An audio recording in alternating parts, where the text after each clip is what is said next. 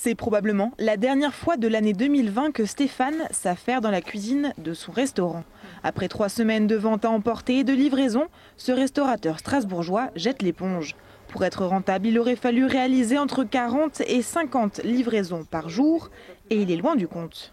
La livraison occure aussi des frais que nous n'avons pas d'habitude.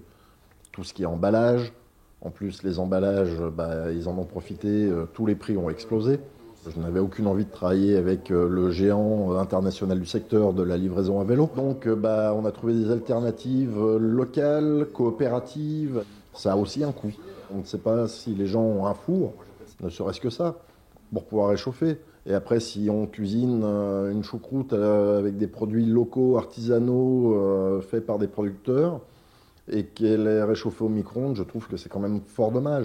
Puis oui, c'est surtout toute cette convivialité qu'on n'a plus, donner une ambiance, proposer du vin qui va avec le plat. C'est tout ce travail en fait qui est autour de l'assiette qu'on ne peut plus faire et qui est en fait fait 90% d'un restaurant.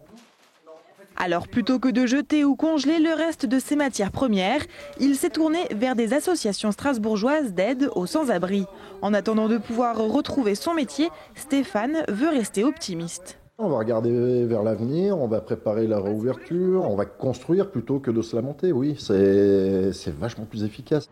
Comme le coin des Pucelles, de nombreux restaurants en Alsace abandonnent la vente à emporter, malgré des perspectives de reprise incertaines. Et alors que le gouvernement laisse planer le doute sur une réouverture des bars et restaurants en janvier, voire février, le groupement des hôteliers, restaurateurs et débitants de boissons du Bas-Rhin s'inquiète.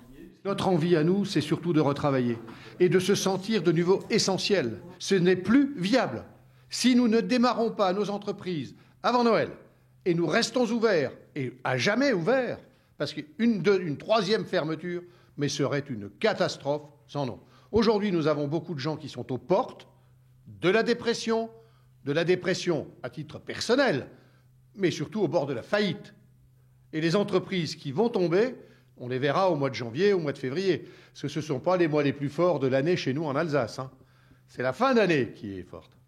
Pour avoir des réponses, il faudra attendre demain soir. Le président de la République, Emmanuel Macron, devrait donner plus de précisions quant à la possible réouverture des bars et restaurants.